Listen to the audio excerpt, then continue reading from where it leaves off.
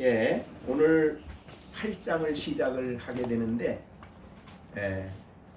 8장은 로마서에서 뭐 다 중요하지 않은 부분이 없지만 로마서에서 가장 중요한 부분으로 알려져 있습니다.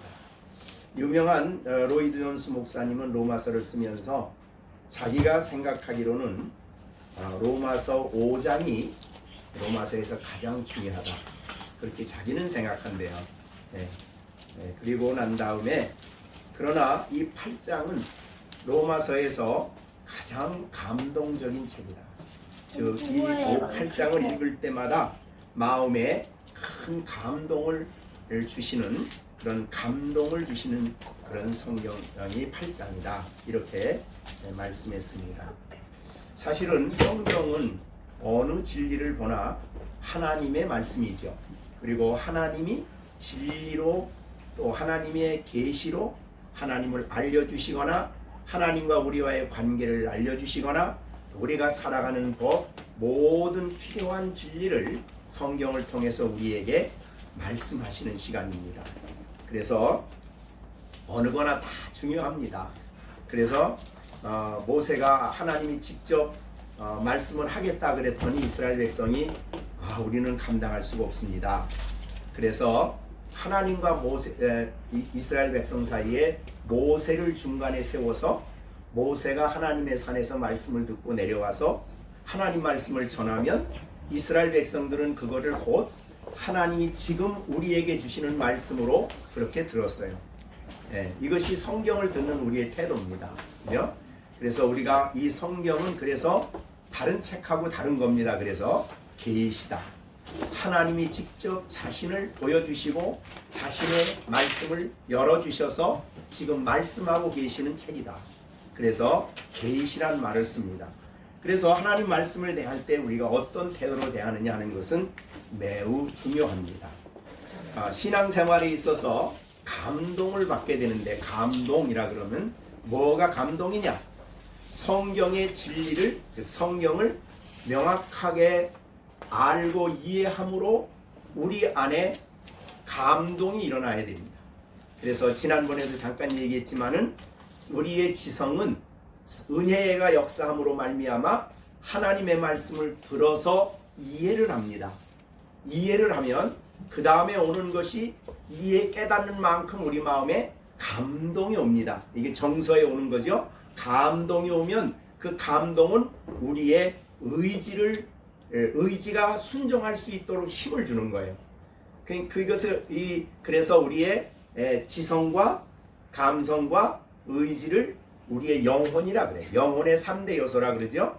또는 다른 말로 우리가 생각하는 것을 마음의 역할이라, 마음이라 이런 표현을 씁니다만은 어떻든 우리가 하나님 주신 우리의 마음이 진리를 통해서 늘 감동을 받아야 되는데, 감동을 받는 것은 어디라 그랬어요? 감동을 받는 것을 다른 수단으로 쓰면은 진정한 감동이 아니거든. 그것은 이제 영어로 우리가 받는 감동은 이제 affections라고 그러고, 또 일반적으로 이 진리 없이 그냥 감동을 받는 거는 뭐 느낀다 이럴 때는 emotion을 써요. 좀 구분해서 쓰는데, 어떻든 성도들이 가져야 할 affections는, 이 감동은 진리를 명확하게 이해하는 데서 오는 것이어야 된다. 그래서 여러분들이 성경에 있는 진리는 정말 위대한 진리들입니다. 그래서 우리가 그냥 한번 대충 읽고 이렇게 지나가면 안 되는 거예요. 그래서 생각을 하셔야 됩니다. 이 지성으로 생각을 하셔야 돼요. 그래서 여러분이 성경을 읽는다 그럴 때에 그 읽는 의미는 뭡니까? 그냥 글자를 읽는 게 아니라 사실은 생각한다는 겁니다. 생각은 어느 때까지 생각을 해야 돼요? 그거를 이해할 때까지. 그래서 이해가 되어서 우리 마음에 그것이 기쁨이 될 수도 있고, 감사가 될 수도 있고, 분노가 될 수도 있고, 죄에 대해서라면 분노가 될 수도 있고, 이런 감성이 우리 안에 솟아나야 된다 이거죠. 그래서 여러분들이 이 성경을 이렇게 설교 들을 때도 그 설교의 내용을 잘 생각을 하셔야 됩니다. 생각 없이 그냥 쭉 지나고 그냥 끝나버리시면 안 된다 이 말이죠. 그래서 할 수 있는 대로 우리 찬송을 불러도 그 찬송 단어 주제 하나하나가 사실은 대단한 진리들입니다. 그러니까 그냥 생각 없이 막 그냥 찬송을 부르면 안 되는 거예요. 그래서 단어 하나, 내용 하나하나가 우리 영혼을 정말 감동시킬 수 있는 내용이 풍성히 들어있는 내용들이에요. 그게 바로 찬송이거든요. 그래서 찬송도 막 빨리 부르지 마시고 생각하시면서 그 내용의 의미를 다시 한번 기억하면서 이제 해야 되는 것입니다. 자, 오늘 우리에게 사실은 8장 1절부터 39절까지인데 전체가 다 어느 절을 갖다가 우리가 묵상을 해도 정말 감동이 되는 내용들이에요. 하나하나가 그냥 읽고 지나칠 수가 없는 그런 중요한 이 내용들입니다. 그런데 이제 오늘 읽은 한 절을 읽었죠. 8장 1절이요. 그러므로 이제 그리스도 예수 안에 있는 자에게는 결코 정죄함이 없나니, 이 내용을 사실은 전체적으로 설명하는 것이 나머지 39절까지예요. 그러니까 제일 말하자면 8장 1절은 8장의 주제가 된다, 이렇게 볼 수 있는 그런 내용입니다. 근데 그냥 여러분이 그냥 읽었어요? 한 줄 그냥 읽었어요? 그럼 읽고 끝나죠. 그래서 참 이 성경에는 정말 감동이 될 때까지 이 생각하는 역할이 굉장히 중요하다, 이렇게 볼 수가 있습니다. 자, 그러면 오늘 로마서 8장을 들어갈 때에 무엇부터 들어갑니까? 그러므로. 그럼 여러분이 그러므로 그러면 어떤 생각을 오늘 하셔야 돼요? 앞에 어떤 내용이 있었는데 그 내용을 말하고 결론에서 그 유추해낸 결론이 이거다, 이런 뜻이에요. 그러니까 앞에 있는 내용을 생각해야만 그러므로를 올바로 읽은 거죠. 그러니까 앞에 있는 걸 생각하지 않고 그냥 그러므로 이렇게 하면 안 된다, 이 말이죠. 그래서 이 성경을 볼 때에, 어느 성경을 볼 때나 가장 중요한 것은요, 성경 이해 혹은 성경 해석의 제1 원리가 뭐냐? 사전이 아니고 우리가 이제 문맥이라 그래요. 문맥, 컨텍스트. 어떤 문맥 속에서 그 얘기를 하느냐, 요거를 찾아내는 것이 성경 읽는데 핵심입니다. 그거 찾아내지 않으면 한 절 가지고 자기 멋대로 이렇게 생각할 수가 있어요. 그래서 이것은 굉장히 중요합니다. 그래서 여러분이 설교를 들을 때도, 설교는 늘 말하지만 설교자의 생각을 얘기하는 시간입니까? 성경이 말하는 것을 얘기하는 시간입니까? 그러면 성경이 얘기하고는 시간을 말하는 것이 설교 아니에요? 그런데 많은 경우에 내 생각에는, 이게 설교자가 흔히 내 생각에는, 그럼 자기 생각이지, 그거는. 성경이 무슨 말을 하느냐, 이거를 이제 드러내야 되는 것이 바로 이제 설교 시간이고, 예수님이 부활하신 후에도 엠마오로 가는 제자들에게 설교할 때에 성경을 풀어서 해석을 했다 그랬어요. 자, 그러니까 여러분이 이제 설교를 들을 때나 앞으로 성경을 읽을 때나 그러므로라고는 단어가 하나 나오면 그냥 읽고 그냥 다음 단어 넘어가면은 그냥 끝나요. 그런데 이 그러므로라는 말이 있으면 문맥상 앞에 무슨 얘기를 했구나. 근데 그 얘기와 이것과 어떠한 관계가 있느냐부터 생각을 해야 이 단어, 이 1절을 바르게 이해할 수가 있는 거라, 이 말이죠. 자, 그러면 우리가 이제 6장 7장은 6장 7장은 익숙하죠? 6장의 내용은 죄의 문제를 다루었어요.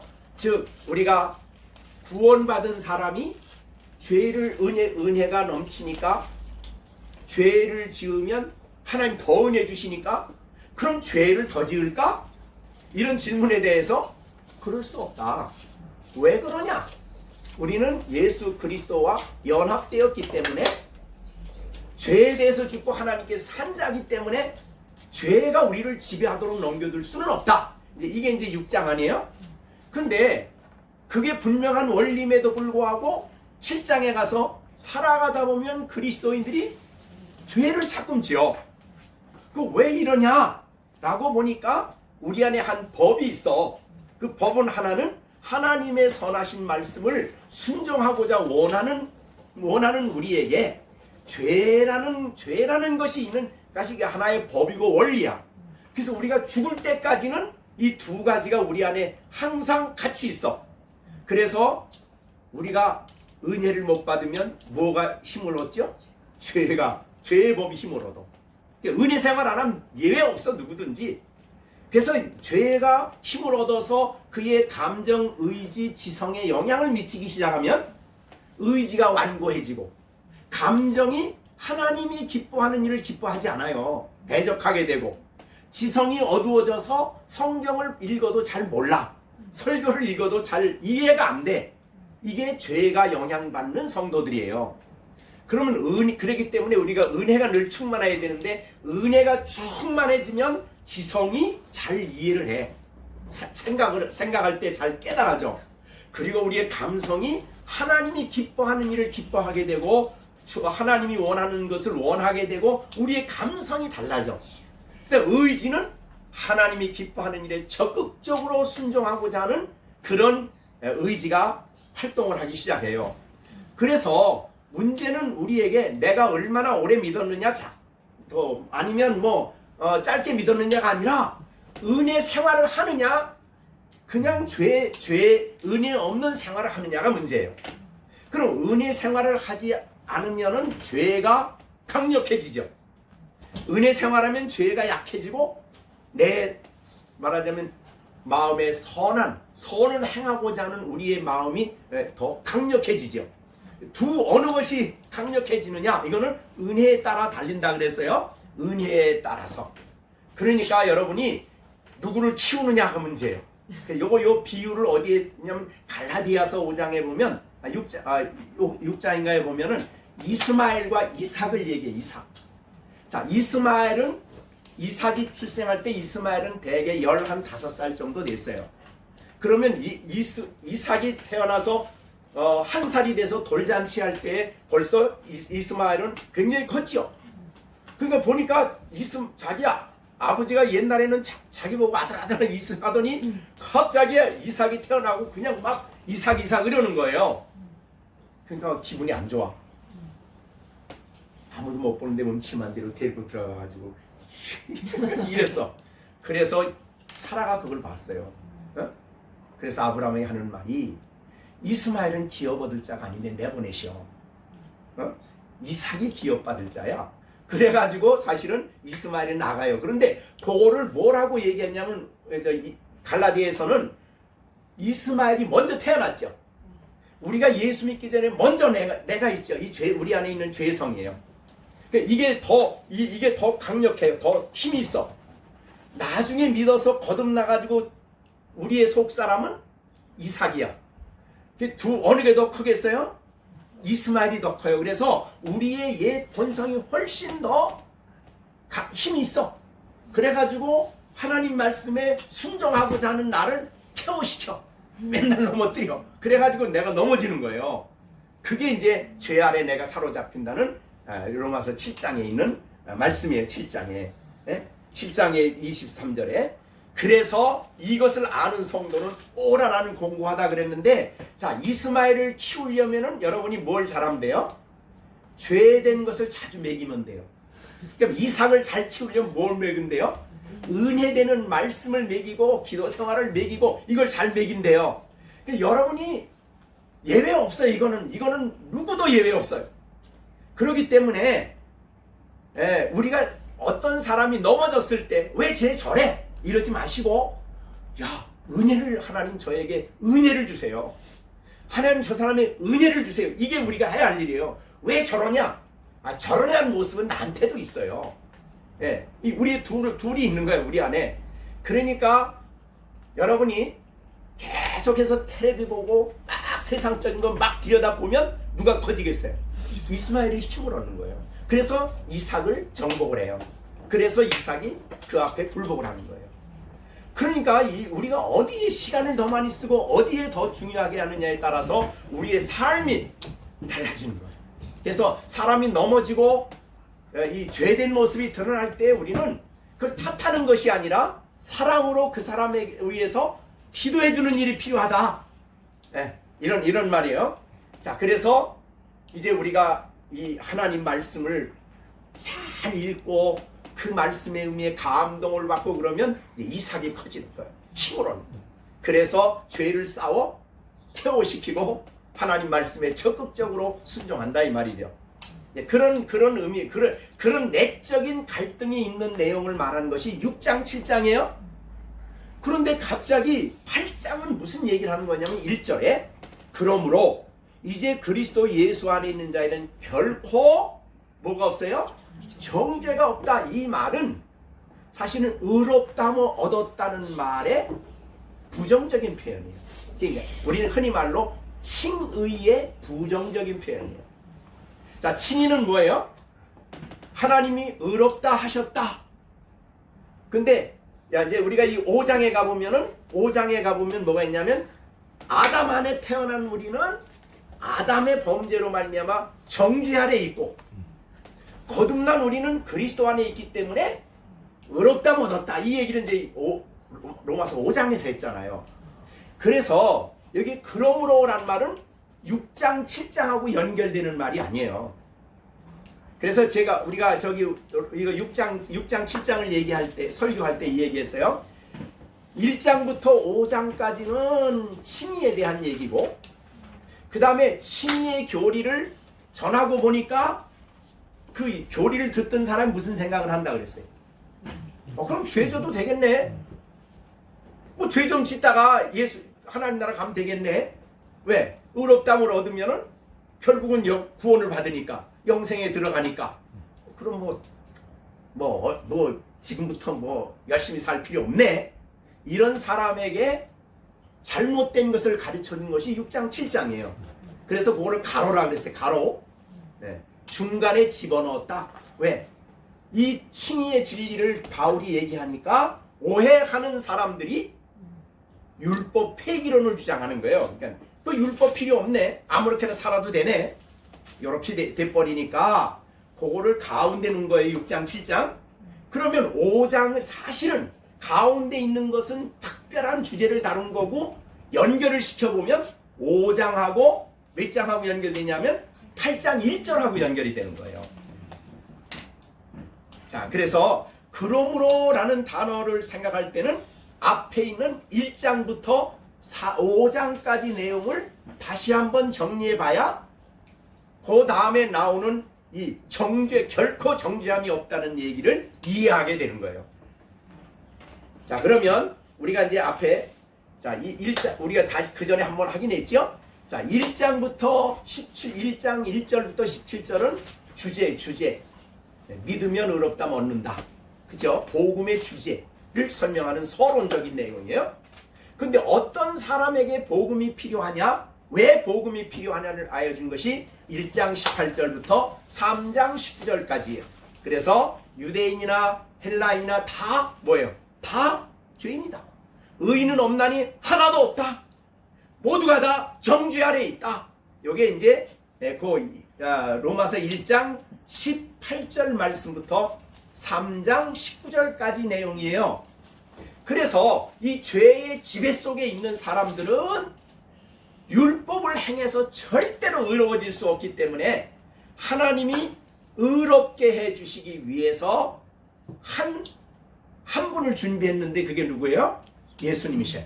자, 이것을 설명한 것이 로마서 3장 24절부터 쭉 나오는 내용이에요. 자, 그래서 로마서 이제 3장에서 마지막 절까지 믿음으로 말미암아 이제 의롭다함을 얻는다는 이 진리를 얘기하고 난 다음에 4장은 그 구약에서 구체적으로 이 의를 설명할 수 있는 사람이 누구냐? 믿음으로 의를 설명할 수 있는 사람이 누구냐? 그랬더니 아브라함이에요. 그래서 4장에는 역사적인 그 내용을 가지고 아브라함이 행한 일이 없이도 믿음으로 의롭다함을 얻었다. 이 내용을 이게 복 있는 사람이다. 그래서 아브라함에게 하나님이 아브라함아 내가 너의 복 주겠다 라고 할 때 그 복의 내용이 뭐예요? 행한 것이 없는데도 하나님 나를 의롭다고 하는 것이 아브라함에게 약속한 복이에요. 근데 그 복을 설명하려고 하다 보니까 이제 뭐 가나안 땅에도 가라 그랬고 여러 가지 이제 과정이 나오는 거예요. 자, 그러면 그리고 난 다음에 그럼 어떻게 이렇게 예수님의 의가 우리 것이 됐느냐? 이걸 설명하기 위해서 5장 1절 말씀부터 11절까지는 믿음으로 의롭다함을 얻은 사람에게 어떤 효력이 나타나느냐, 어떤 게 주어졌느냐, 대표적 이게 아주 중요한 거죠. 그래서 5장 1절 2절이에요. 대표적인 게 하나님과 화목이 이루어졌다. 그 다음에 의롭다함을 얻은 사람은 은혜 안에 들어가 있다. 또 의롭다함을 얻은 사람은 영원한 하나님 나라에 반드시 들어간다. 이게 이제 5장 1절과 2절과 그 내용이 쭉 설명하는 거예요. 이게 구원에 대한 설명이에요. 그래서 우리에게 구원을 시작하신 하나님 반드시 이룬다. 그 다음에 그러면 어떻게 그것이 됐느냐, 어떻게 그렇게 우리가 의롭게 됐느냐, 그것이 바로 이 둘째 사람 예수 그리스도. 그러니까 옛사람 아담 안에 태어나고 아담 안에 죄인이듯이 그리스도 안에 있는 자는 모두가 다 의인이다. 이게 이제 로마서 5장 12절부터 21절이에요. 자, 그래 놓고 난 다음에 이제 8장에 와서 연결된 거예요. 8장. 자, 그래서 그러므로라는 말은, 그러니까 이 8장 1절은 칭의를 설명하는 거예요. 칭의. 근데 칭의는 앞에서 의롭다함을 얻었다라고 설명을 했지만 여기서는 그거를 부정적인 표현으로 뭐라고 설명하냐면 정죄가 없다.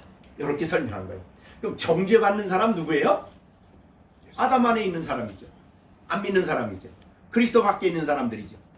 그러면 정죄함이 없는 사람은, 정죄함이 없다는 말은 의롭다함을 얻었다 이 말이죠. 의롭다함을 얻었다.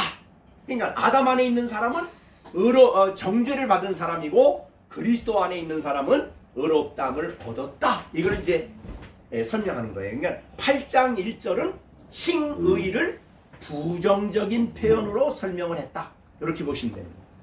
근데 이제 그 의미를 이따 더 설명을 하겠습니다. 자, 그래서 그러니까 이 8장에 이 결코 정죄함이 없다라는 말을 이해할 때에 칭의라는 말로 이해를 해야 된다. 이런 말이죠. 그런데 오늘 이 우리말에는 사실은 이제 번역상 그런 문제인데 여기 결코라는 말이 결코 정죄함이 없다는 게 동사로서 맨 앞에 나와 있어요. 헬라어나 히브리어나 앞에 나오면은 강조예요. 그래서 그 없다는 말, 정죄함이 없다는 말을 절대적인 부정사로 표현해가지고 결코라는 말을 집어넣었어요. 자, 그러면 그렇게 생각을 하시고 결코 정죄는 뭐죠? 정죄? 너는 죄인이다. 그래서 그 정죄를 받으면 어디서 정죄를 받은 거죠? 어디서 정죄를 받습니까? 하나님의 법정. 최고 법정. 그래서 하나님의 법정에서 하나님이 너는 영원히 멸망을 받는다 라고 선언해 준 사람이 정죄함 받는 사람. 그런데 우리는 정죄함이 없어요. 반대로 다른 말로 표현하면 의롭다함을 받았어요. 어디서? 하나님의 법정에서. 이렇게 됐어요. 자, 그러면 이제 요거를 조금 더 자세히 이제 나중에도 설명이 되겠습니다만은 설명을 할 수 있는 그런 내용이 있습니다. 33절이에요. 로마서 8장 33절, 34절. 자, 우리 같이 두 절을 읽겠습니다. 누가 능히 하나님의 택하신 자들을 고발하리요? 의롭다 하신 이는 하나님이시니 누가? 여기 정죄가 나오죠. 누가? 하나님이 의롭다 하는 자를 누가 정죄할 수 있느냐? 하나님의 최고의 법정에서 의롭다함을 얻은 사람에게는 아무도 누구도 어떤 존재도 이 땅에 어떤 존재도 마귀도 절대로 정죄할 수가 없어요. 그래서 이제 8장에 그게 나온 겁니다. 결코 정죄함이 없다. 이런 표현을 쓴 것입니다.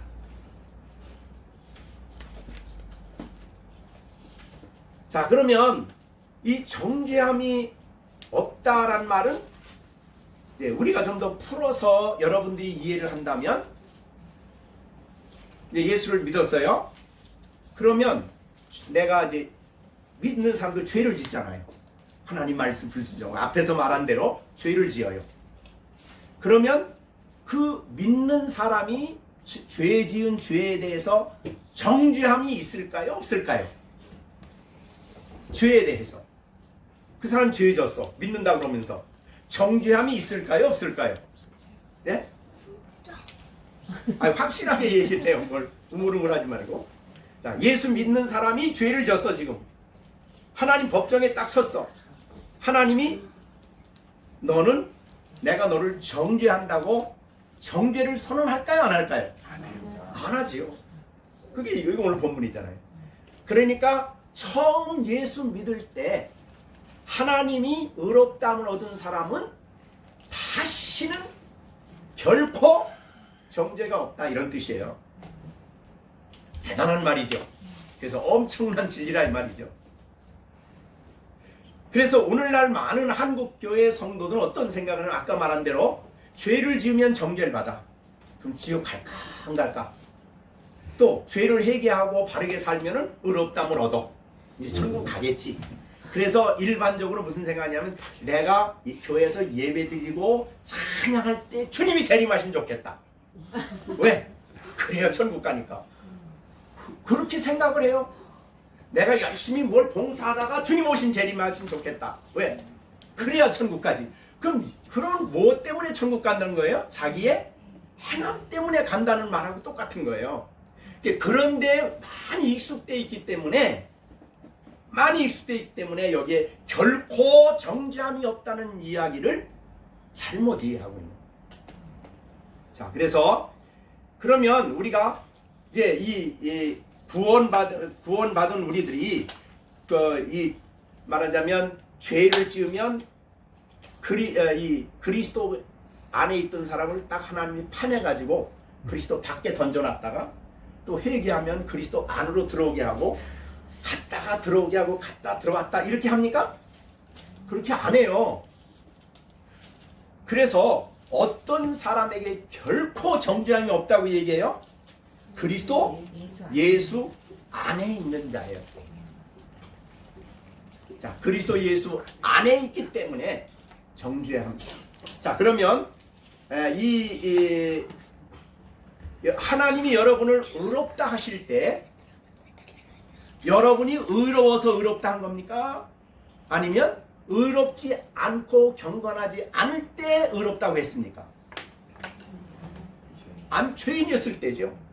자, 그래서 이제 요 4장에서 좀 보겠습니다. 4장, 로마서 4장입니다.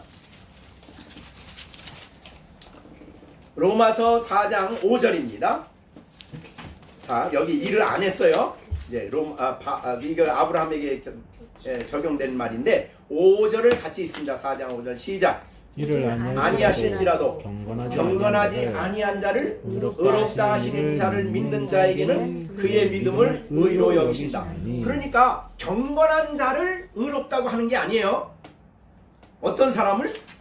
경건하지 않은 사람을 의롭다 하는 거예요. 이게 하나님의 칭이에요. 근데 우리는 내가 뭔가를 좀 해야 의롭다고 생각을 하니까 이게 자꾸 혼란이 오는 거예요. 경건하지 아니한 자를 하나님이 의롭다고 판결을 내리신 거예요. 법정에서. 하나님의 법정이에요. 그럼 아까 이제 로마서 우리가 8장에서 말씀한 34절에서 말씀한 대로 33절에서 말한 대로 의롭다고 하신 이는 누구예요? 하나님이시죠. 어디에서? 하나님의 법정에서. 근데 그 법정이 다시 우리들에게 다시 그 법정에 설까요? 안 설까요? 안 서요. 그러면 예수님이 재림하셨을 때 우리가 그 법정에 다시 서서 정죄를 받느냐 아니면 의롭다함을 받느냐 또 판단받아요? 안 받아요? 안 받아요. 그 성경이에요. 그게 얼마나 감격스러운 진리인지 몰라요. 얼마나 은혜로운 진리인지 몰라요. 하나님이 우리를 구원하시는 것은 우리에게 구원의 열쇠를 맡긴 게 아니에요. 그러니까 결코 의롭다 하시고 결코 정죄를 하지 아니하시는 분. 아멘. 그러니까 구원을 줬다 뺐었다 안 그러신다 이 말이죠. 예? 자, 그래서 의롭다 함을 얻은 한 것은 경건하지 않을 때 한 거예요. 죄인 되었을 때 한 거예요.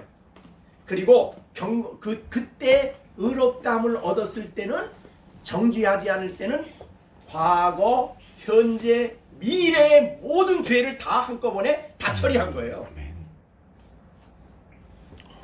그러니까 이게 남아있질 않아요. 할 게 남아있질 않아. 그러니까 예수님 재림하셨을 때 가만히 찾아보니까 아직도 남아있는 죄가 있어? 그거 아니에요. 이 하나님이 의롭다함을 얻을 때는 죄 용서를 하시고, 죄인에게 죄 용서를 하시고 의롭다함을 하신 거거든요. 그러니까 죄 용서가 다 된 거예요. 아멘. 그래서 이제 여러분이 이 성경을 읽을 때 믿음으로 용서함 받는 거하고 죄를 자백함으로 용서함 받는 거는 다릅니다. 자, 그러면 자, 여러분들은 그런데 아까 우리가 이제 로마서 6장 7장에서 말한 대로 그리스도 안에 살면서도 내가 은혜 생활 제대로 못하면 죄 아래 포로가 되어가지고 죄를 범하지요. 죄를 범해요. 하다못해 구약에 다윗도 의롭다함을 얻었는 후에 죄를 지은 거예요. 그럼 다윗이 범죄했을 때 의롭다함이 취소됐나요? 아니에요. 그때 정죄가 또 일어났나요? 아니에요. 그럼 뭡니까?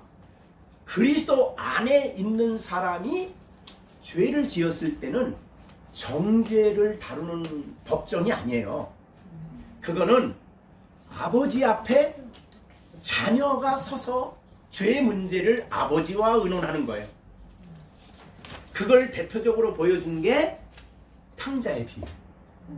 자, 탕자가 밖에 집에 나갔어요. 네? 나가서 제멋대로 살다가 아버지 집에 돌아왔어요. 아버지가 전부 다 자른 죄를 계산해가지고 저 손해 본 것까지 다 계산 다 물어내라 그랬습니까? 전혀 아니에요. 돌아온 거로 끝이에요. 그러니까 아버지 입장에서 볼 때는 내 자녀가 멀리 떠나서 죄를 짓고 있는 동안에 아버지 불편해, 힘들어. 늘 가슴이 아파. 고생하는 거 보니까. 아니, 아버지 집에서 아버지 품속에서 아버지의 사랑을 받고 아버지의 말씀 안에서 살면은 풍족한데 왜 나가가지고 제멋대로 산다고 저렇게 가서 뻔하잖아. 고생할 거 뻔하고. 죄 아래 사는 삶이 얼마나 편하겠어요? 죄 아래 사는 삶이. 고통받는 걸 알기 때문에 가슴이 아픈 거야. 그래가지고 아버지는 사실은 그 탕자가 돌아올 때 아들은 아버지 집에 간다고 너무 힘들어서 간다고 했지만은 아버지께 가는 게 쉬웠어요? 아니면 어려웠어요? 어려워요. 너무 아버지께 못된 짓을 했으니까. 그러나 어쩔 수 없이 가서 먼 데서 들어갈까 말까 그러는데 아버지가 그 성경에 보면 그랬어요. 누가 보면 아버지가 먼저 보고 달려나갔어요. 그 말은 무슨 말이에요? 아버지는 늘 거기를 보고 있었어요. 멀리서 혹시라도 내 자식이 돌아오지 않나? 그게 아버지 사랑이에요. 그게. 즉 우리가 죄를 지으면은 왜 하나님이 그렇게 죄의 문제를 심각하게 다루냐? 지난 시간에 말한 대로 우리가 죄를 지면 하나님이 고통스러운 게 아니고 사실은 우리가 힘든 거예요. 하나님 말씀대로 살면 우리가 복이에요. 그런데 그걸 모르고 하나님을 멀리하고 은혜를 멀리하고 마귀를 가까이하고 이 죄의 지배를 받고 이건 하나님 볼 때 너무너무 불행한 삶이에요. 여러분, 하나님 죄 짓는 마음이 평안해요? 그리스도인은 평안하지 않아. 오라 권고하지. 그러니까 하나님의 입장에서 볼 때에 자녀가 죄를 진 거예요. 그래서 아버지 앞에 나가서 요한일서 1장 9절에 있는 대로 우리가 우리 죄를 자백하면 누구에게? 아버지께. 죄를 자백하면 하나님이 용서를 해주십니다. 그러니까 그리스도 안에 있는 사람들이 지은 죄는 정죄와는 상관이 없는 죄예요. 아버지께 불충한 죄고, 아버지를 속상하게 한 죄고, 아버지를 가슴 아프게 한 죄고, 그 놀라운 아버지의 사랑을 등지고 내 쾌락을 따라서, 내 욕심을 따라서 다윗과 같이 범죄한 거예요. 하나님은 다윗이 다시는 그 못된 짓 하지 말라고 아들을 죽이잖아요. 네. 그리고 그 집에서 칼이 떠나질 않았어요. 그래서 그는 왕이 됐지만요, 다윗은 마지막 죽으면서 너무나 나이가 많으니까 몸이 춥잖아요. 그래서 신하들이 몸 따뜻하게 하라고 아주 젊은 여자를 데려다가 부인으로 주었어요. 그런데 성경에 보면 다윗은 손도 안 댔어요. 왜 그래요? 어디서 배운 거예요 그게? 우리아의 사건 내서 하나님으로부터 그걸 배운 거예요. 이게 아니다. 이걸 배운 거예요. 그러니까 사실은 하나님의 자녀들이 죄 짓고 하나님이 그 문제를 그냥 안 넘어가고 때로는 채찍도 들고 때로는 그 어렵게도 만드는 중요한 이유는 배우라는 거예요. 다시는 그런 일 하지 말아라. 이렇게 깨닫게 하시는 아버지의 배려란 말이고, 배려. 아버지의 깊은 배려예요. 그래서 죄를 미워하고 죄를 거절하고 하나님을 멀리하던 생활을 거절하고 아버지의 품속에 살아가는 사람으로 만들게 하는 것, 끝까지 겸손하게 만드는 것, 이것이 바로 믿는 사람들이 짓는 죄로 말미암아 가져오는 유익이라. 자, 그러면 왜 여기에 내용은 결코 그리스도 예수 안에 있는 사람은 결코 정죄함이 없다 그랬죠? 그럼 여러분이 그리스도 예수 안에 있지요? 언제요? 의로워서 그리스도 예수 안에 있습니까? 아니에요.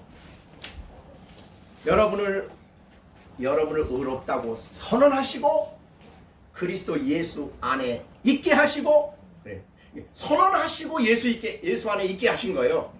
그리고 예수의 의를 이제 그 사람에게 입혀주신 거예요. 네. 그래서 의를 갖게 하셨어요. 이건 이제 전가라는 전가. 그러니까 죄를 예수님에게 전가시키고 예수님의 의를 그리스도 안에 있는 사람에게 전가시켜 주셔서 의인으로 하나님 앞에 서게 하신 거예요. 네? 그게 복음이란 말이에요. 이게 전부 다 은혜, 우리에게 있는 게 아니라 하나님이 계획하시고 우리를 사랑하셔서 구원의 길로 이거를 행하신 거예요. 그런데 보세요. 우리가 이 진리를 가만히 생각해 보면 하나님의 공의로운 법정에 우리는 반드시 서야 돼요. 왜? 우리 죄 때문에. 근데 그 법정에서 하나님이 갑자기 우리에게 오셔서 너는 의롭다고 하기 전에 먼저 죄를 다 용서하시고 의롭다고 선언하시고 예수 안에 있게 하셨어요. 그리고 의를 입혀주셨어요. 자, 그러면 그게 우리들에게 어떤 일이에요? 그게 어떤 일이에요? 그게 어떻게 생각해야 돼요? 그런 일이 일어났구나. 뭐 이렇게 생각할 문제 이게. 이거는 그래서 이것은 우리의 기쁨의 샘이라 그래. 샘. 다른 데서 기쁨을 얻으려고 하면 안 된다 이 말이죠. 이 샘에서 기쁨을 마시는 거예요. 여기서 사람들은 이 땅에 살면서 기쁨에 목이 말라 해요. 그래서 기쁨을 찾아 방황을 해요. 여기 가서 기쁨 얻을까 저걸로 얻을까 하면서 자기에게 사실은 육체적인 이모션, 육체적인 쾌락과 관련된 데서 즐거움을 얻으려고 해요. 근데 그거를 얻고 나면 아니야. 그거는 얻고 나면 거기는 고통이 따라와요. 그러니까 기쁨에 목마른 데는 딴 데 가서 파면 안 돼. 술집에 가서 파도 안 되고, 무슨 다른 데 가서 뭐 파고 다른 데 가서 해서는 안 되는 거예요. 예수님의 이 복음 안에서만이 진정한 기쁨이 우리에게 옵니다. 이걸 묵상할 때. 그러니까 여러분이 이 진리를 묵상할 때 우리 안에 이 감정, affection, 이 감정이 우리 안에 깨달아서 오도록 여러분이 묵상을 하시고 생각을 하셔야 돼요. 예? 그러니까 우리 오늘 이 진리를 여러분들이 많이 생각을 하시고, 예, 오늘 쉽게 우선은 생각해 보면, 나는 하나님의 거룩한 법정에 섰는데 세상의 천지를 창조하신 하나님이 나에게 향해서 너는 죄 사함을 얻고 의인이다. 아무렇지도 않아요. 이게 이상한 거예요. 네? 이게 어떤 일인데? 하나님의 최고 법정이야. 그래서 거기서 한 번 판결이 나면 영원한 지옥이야. 영원한 지옥.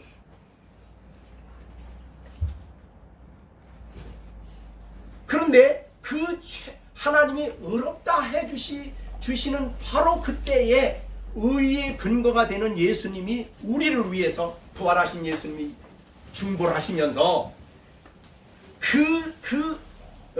의롭다 하시는 하나님의 그 사랑, 그 그리스도의 사랑, 그리고 이제 의롭다 하는데 그치지 않아요. 그 다음에 우리를 하나님이 너는 내 이제부터 자녀다. 그래요. 자녀다.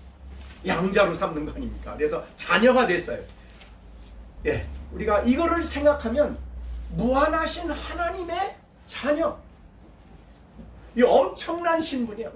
엄청난 신분이 된 거예요. 자녀가 됐다는 이 진리를 얼마큼 여러분이 생각해 보세요. 너무너무 감동이 되고 감격이 돼야 될 진리라 이 말이죠. 그래서 그리스도 예수 안에, 그 다음에 여기 보면 이제란 말이나 이제, 예? 이제 그리스도 예수 안에 있는 자에게는 결코 이제 그러면 뭐와 대조가 되냐면 전에 하고 대조가 되는 거예요. 전에는 아담 안에 있었다. 전에는 죄 아래 있었다. 정죄 아래 있었다. 그러나 이제는 그리스도 안에 있다. 이게 신앙인들은 이제는이라는 말이 정말 가슴 벅차게 다가와야 돼. 이제는. 야, 전에는 어떤 사람이냐? 그런데 우리가 이제는 그리스도 안에 있고 하나님 의롭담을 입혀주시고 자녀가 되게 하신 이 엄청난 복을 이제는 받았는데, 그 정죄가 결코 없는데 그걸 받을 만한 뭐가 있었어요? 우리에게? 자격이 있었습니까? 공로가 있었습니까? 아니면 뭐 내가 어려서부터 뭐가 특별한 게 있어서 내가 그렇게 받았습니까? 전혀 아니에요. 전혀. 하나님의 절대적인 주권이고 하나님이 절대적으로 주권으로 우리를 그렇게 불러서 우리를 의롭다 하시고 구원을 시작하시고, 그런데 결코 정죄함이 없다는 말하고 이제 마지막 37절에 뭐로 끝나는가 보세요. 자, 39절 맨 끝에 가서 높음이나 깊음이나 어떤 다른 피조물이라도 우리 주 그리스도 예수 안에 있는 하나님의 사랑에서 끊을 수 없다. 이 사랑을 누구도 못 끊어요. 그러니까 그리스도 안에 있는 우리를 향한 아버지의 사랑을 어떠한 사탄도 어떠한 존재도 끊지 못해요. 그러니까 사랑이 계속되고 있는 거죠. 끊임없이 계속되고. 이게 아침마다 새로운 거예요. 이게 우리의 만족의 근원이에요. 다른 데서 사랑으로 만족하려면 만족할 수가 없어요. 이 사랑을 깊이 이해하고 아침마다 새롭게 깨달을수록 여기서 만족이 오는 거예요. 다른 데서 만족을 찾으려면 안 돼요. 자, 물론 자녀가 사랑해 주는 것도 기뻐요. 그죠? 부부의 사랑도 기뻐요. 예? 따끈따끈해요? 얼마까지? 언제까지? 뭐 그럴 때가 있고 안 그럴 때가 있겠죠. 속상할 때가 있고 안 그럴 때가 있겠죠. 그러나 하나님이 우리를 향한 사랑은 그렇게 끊어지는 사랑도 아니고 부족한 사랑도 아니고 완전한 사랑이에요. 그 사랑으로 우리를 사랑하십니다. 그래서 우리가 은혜가 여러분이 마음에 은혜가 역사하면 그래서 이삭이 커지면 이 하나님의 사랑이라는 말을 들을 때에 막 목이 메요. 가슴이 벅차요. 왜? 우리의 정서가 쉽게 그거를 이해를 하고 받아들여요. 근데 은혜가 없으면 사랑 뭐 십자가 아무리 얘기해도 별로 반응이 없어요. 그러니까 왜 은혜가 우리에게 필요하냐 하는 것을 알려주십니다. 그래서 여러분들은 이제 전에가 아니에요. 이제 신앙인들은 이제를 말할 수 있는 사람이에요. 이제 어떻게? 하나님이 나를 그리스도 안에 있게 하셨어요. 내가 그리스도 안에 있는 게 아니에요. 우리를 하나님으로부터 거듭나게 하시고 우리를 그리스도 안에 있게 하시는. 그렇게 그래서 나는 이제 언제나 어디 가서나 어떤 일을 당하나 이제 나는 그리스도 안에 있다. 나는 지금 내일이 아니라 미래가 아니라 과거가 아니라 나 옛날에는 그랬어가 아니에요. 또 앞으로는 그럴 거야가 아니에요. 이제 지금 나는 그리스도 안에 있다. 여러분 그리스도 안에 있다는 이 말은 우리가 이 앞에서 많이 얘기했던 내용들이 그리스도 안에 있다는 것이 얼마나 하나님과의 우리 관계를 놀랍게 하여줍니다. 이제 그리스도 안에 있기 때문에 이제부터는 하나님은 예수 안에서 우리를 봐요. 그렇죠? 그래서 지난번에도 요 로마서 6장 11절에 우리를 어떻게 여기라 그랬어요? 죄에 대하여는 죽고 하나님께 대한 산자로 여겨라. 왜요? 뭐 때문에 그렇게 여겨요? 그리스도 안에 있기 때문에. 그러니까 하나님은 이제부터 철저하게 그리스도 안에서 우리를 봐요. 그래서 의도 내 의를 보는 게 아니에요. 예수님의 의를 입고 있는 우리를 보시는 거예요. 철저하게 우리를 봐요. 그러니까 하나님의 일은요 그리스도 안에서 이루어진 일만 가치가 있어요. 그래서 하나님이 우리를 볼 때도 이렇게 의롭다라고 얘기를 또 하시고 그런 모든 가정 자녀라고 하시고. 자 그러면 이제 여기에 결코 정죄함이 없는 것은 어디까지 나가냐면 사랑이 끊을 수 없어요. 끊어지지 않아요. 그러니까 이 사랑이 계속해서 그 사랑이 우리 가운데 역사함으로 말미암아 우리를 점점 영화롭게 만들어서 영광 중에 하늘에 세울 거예요. 그걸 영화롭다 그래요. 자 그러면 여러분이 의롭담을 얻었다면 반드시 그 사람은 어디까지 갈 거예요? 영화롭게까지 되게 돼 있어요. 그럼 중간에 넘어지고 쓰러지면 어떻게 할 거예요? 하나님이 다시 일으키시고 다시 깨닫게 하시고 다시 왜? 그 사랑 때문에 다시 힘주시고 다시 일으켜서 결국은 영화롭게 해주셔요. 자 그래서 오늘 여기 이제 30절 한번 보세요. 로마서 8장 30절. 자 30절 읽겠습니다. 시작. 또 미리 정하신 그들을 그러니까 하나님이 우리를 불렀어요. 그러니까 부른다는 것은 예수 믿게 하신다는 건데 그 부르기 전에 뭐부터 있었어요? 참으로 우리는 이건 우리 머리로 이해가 안 되는 거예요. 그러니까 여러분이 잘나서가 아니에요. 미리 정했어요. 근데 이 에베소서에는 바울이 이거 미리를 뭐라고 설명했냐면 태초에 창세전에 세상에 우리 이해가 안 돼요. 그러니까 여러분이 뭐 조그만 그 틀이 가지고 요거 때문에 하나님 나 사랑하는 거야 이런 차원에 머물러 있으면 안 되는 거예요. 요거 때문에 그래 이것 때문에 내가 복 받았어 요런 차원에 머물면 안 되는 거예요. 자 그래서 미리 정하신 그들을 또한 뭐예요? 부르시고 그 다음에 이건 이제 내적 부르심이 성령을 통해서 우리를 부르신 거예요. 부르셔서 믿게 하셨다는 거예요. 부르신 그들을 어떻게 했어요?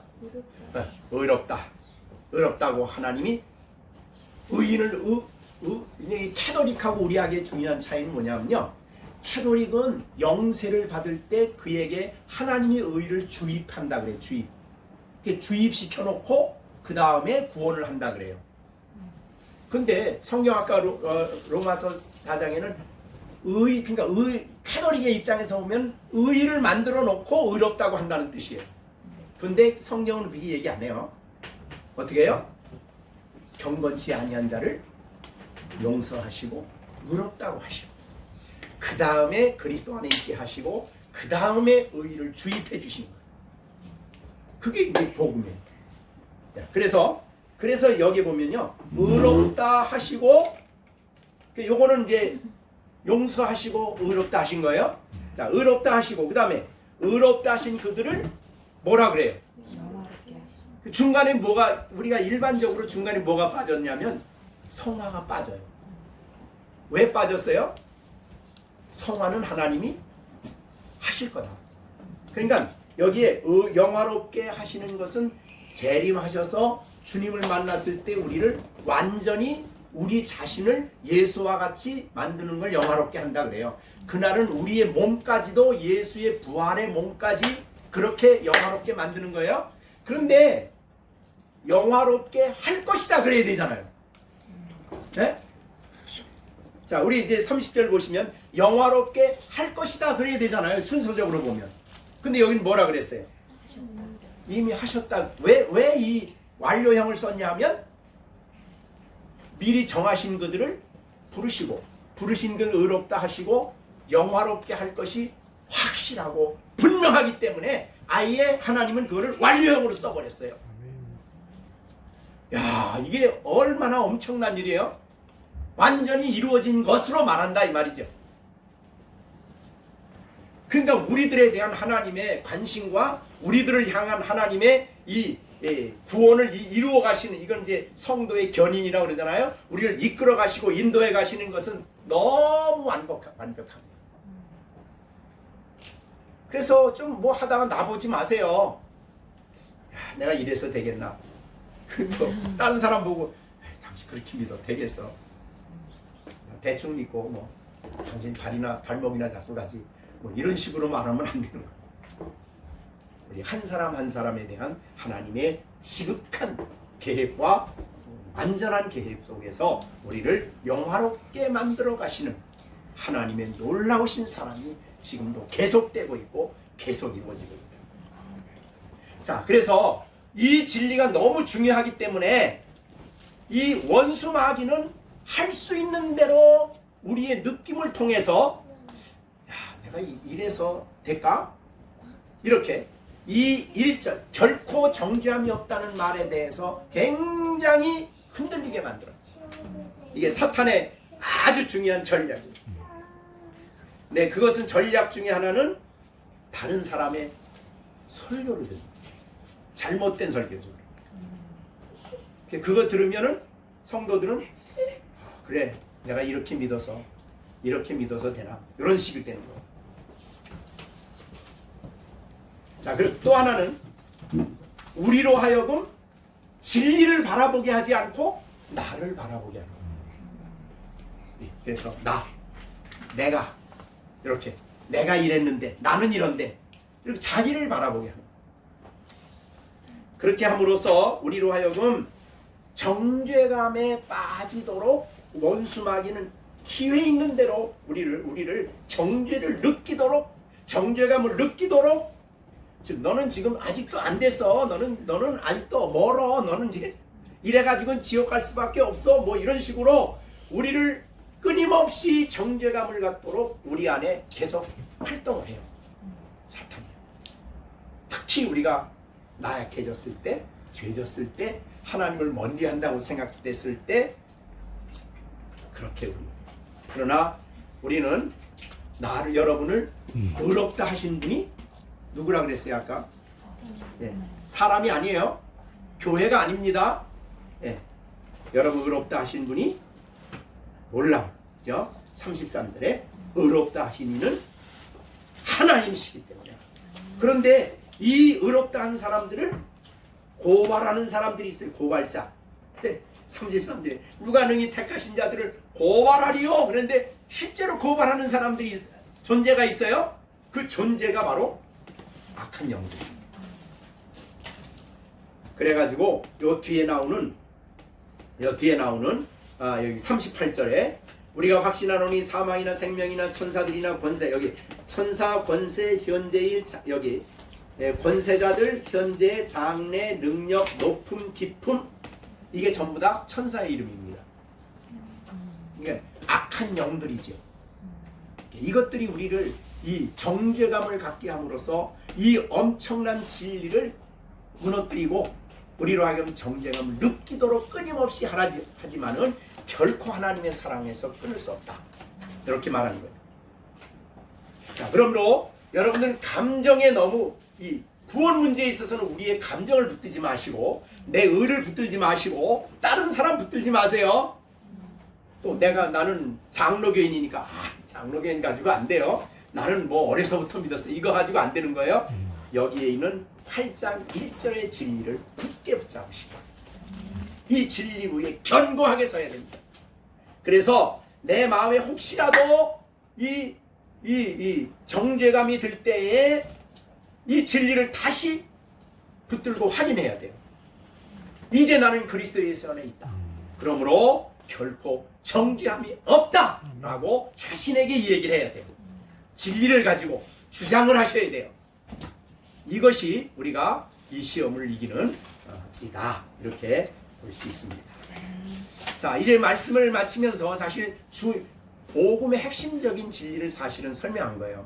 그 다음에 이제 이거를 하나님의 사랑이 우리를 어떻게 영화로운 자리에까지 이끌고 가느냐를 설명한 것이 이제 2절부터예요. 그래서 첫 번째 나오는 게 성령이에요. 쭉 이제 나옵니다. 쭉 나오는데 이제 설명하겠습니다만은 오늘 말씀한 로이든슨 목사님 말한 대로 오늘 이 8장 1절을 보고 감동이 하나도 없네. 이렇게 말하면은 이게 굉장히 지금 은혜 생활이 지금 문제가 지금 된 거예요. 네? 네. 정말 문제가 된 거예요.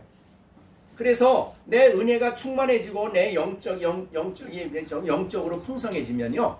하나님의 진리에 대한 아주 민감한 느낌이 와요, 우리에게. 그래서 기뻐할 줄도 알고 슬퍼할 줄도 알고 눈물을 흘릴 줄도 알고. 그래서 우리 마태복음 26장에 보면 베드로가 예수님 3번 부인하잖아요. 그죠? 부인하고 어떻게 했다고 그랬냐면 생각이 나서. 그러니까 내가 예수님 부인한다. 너 답 읽기 전에 나 3번 부인해. 이 말씀이 생각이 나서 예수님이 그래서 나를 그랬구나 하고 예수님과 나와의 관계를 생각하고 보니까 너무너무 자기가 기가 막힌 거예요. 그래서 성경에 뭐라 하냐면 밖에 나가서 심히 통곡을 했다. 통곡을 했다. 이게 민감한 영혼의 증상입니다. 내가 죄 짓고도 오라 나는 곤고하다 이렇게 안 하면 지금 이 은혜가 문제가 될 거예요. 은혜 생활이. 하나님이 기뻐하지 않는 일 하면서도 이게 뭐 큰 죄야. 남도 다 그러는데 나도 다른 사람 다 그렇게 사는데 이런 정도로 나가면 지금 은혜 생활에 문제가 있는 거예요. 지금 은혜 생활이 은혜가 정상적이 되면 진리 내용들을 하나하나 들을 때에 그 진리 말씀을 읽을 때에 그 진리가 우리에게 감동이 돼요. 즉 생각하고 감동해요. 첫째 이제 지성으로 생각하고 그 다음에 감성으로 감동을 하고 그 다음에 감동은 우리의 의지에 강력한 힘이 돼요. 행동의 힘이 돼요. 그래서 순종의 길을 가게 돼요. 근데 우리가 그래서 성경을 읽는 것은 유명한 파이퍼라는 분은 그 생각하라는 글을 쓰면서 그랬어요. 이제 우리도 여기도 나오긴 해요. 여기 보면 6절에 8장 6절 육신의 생각은 사망이요. 그 다음에 영의 생각은 생명과 평안이요. 생각이 나와요. 이제 이때 굉장히 많이 말할 텐데 신앙인들은 생각이 너무너무 중요해요. 육신적인 생각을 하느냐 이 문제를 놓고 어떻게 생각하느냐. 그래서 여러분이 성경을 읽고 육신적으로 생각하느냐 영적으로 생각하느냐 이게 중요한 거예요. 그래서 생각하는 데 따라서 성령이 역사하게 돼요. 생각 속에.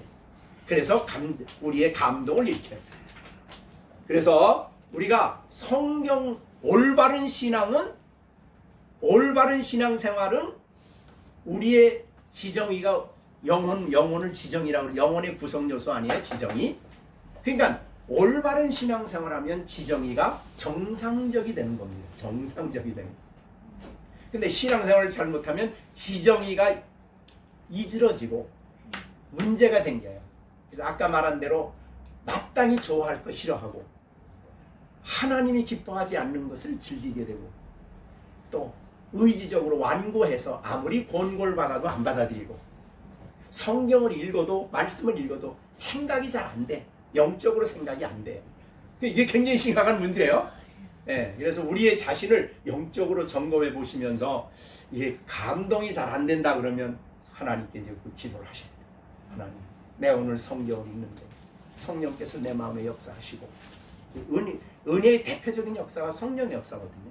성령이 역사하셔서 나로 하여금 이 진리를 듣고 읽고 생각할 때 감동을 주시고 감화를 주셔서 이제 나이가 많으니까 이 감동이 잘 안 되는 것 같아요. 그전에는 성경을 읽다가 많이 울잖아요. 많이 울고 그냥 막 어느 때 성경 전체가 그냥 다 눈물로 젖어 있었고 신학교 땐 그랬거든요. 근데 자꾸 이게 이제 굳어져 가지고 그런지 근데 사실은 하나님의 말씀이 우리 안에 그렇게 뜨겁게 역사되어지는 것이 정상적인 영성을 가진 사람이에요. 그래서 참된 영성은 거룩한 정서 속에 있다. 아마 다음에 뒤에 있을 때 그 정서 얘기를 할 거예요. 우리의 감정이 너무너무 중요해요. 그래서 우리가 이 감정이 있어야 이건 순종하는 원동력이기 때문에 잘못된 정서는 안 되는 거고 올바른 감정은 순종하는 동력이 됩니다. 동력. 생각하시고 앞으로 성경을 읽을 때 앞뒤 문맥을 잘 살피시고 그 다음에 깊이 생각하셔서 감동이 올 때까지 또 말씀을 가지고 또 서로 부부가 서로 얘기도 하고 대화도 하는 가운데 그 말씀이 우리의 영혼을 비추어주고 그렇게 하도록 하시길 바랍니다. 오늘 이것으로 설교를 마쳤습니다.